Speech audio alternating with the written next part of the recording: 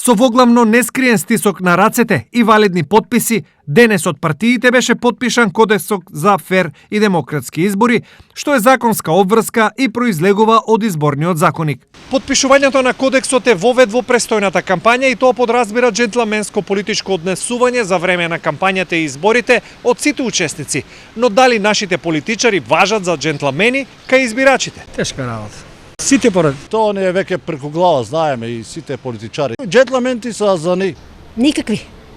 Место да седнат државата си ја оправат како што треба, они никакви. На кој како му одговара така?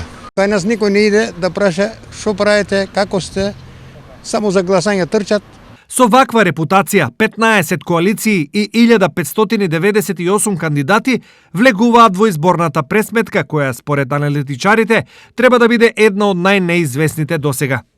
Во Македонија во последно време се чини сите избори се неизвестни и овие предпоставувам ќе бидат такви. Да има некако вид на релативно равноправна битка меѓу македонските политички партии, но секако важна е улогата на партиите на албанците. Неизвестно е по тоа не само како ќе завршат, например кој ќе победи, кој ќе освои најмногу гласови, туку неизвестно е како потоа ќе се формира парламентарно мнозинство и влада. Со најголем партиски потенцијал во сите 6 изборни единици ќе настапат СДСМ и БЕСА во коалиција.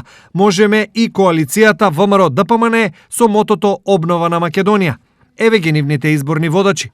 Изборна единица 1 носител за СДСМ Никола Димитров наспроти Гордана Силјановска од ВМРО-ДПМН. Изборна единица 2 СДСМ носител Оливер Спасовски наспроти Владо Мисајловски.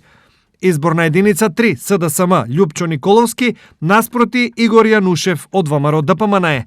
Изборна единица 4 СДСМ Зоран Заев наспроти Александар Николовски од ВМРО-ДПМН. Изборна единица 5 СДСМ Радмила Шекеринска наспроти Игор Дурловски. Изборна единица број 6 Билал Касами од БЕСА наспроти Дафина Стојановска од ВМРО-ДПМН.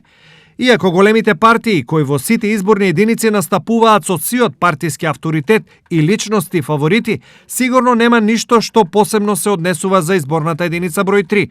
Таа за некоја од нив може да биде лизгав терен, бидејќи во многу анкети сметки лошо им ги расипува незгодниот за нив Петар Колев со ГДУ, а овде е и професорката Лидија Горачинова Илиева од Глас за Македонија. Изборите овде едноставни нема да бидат.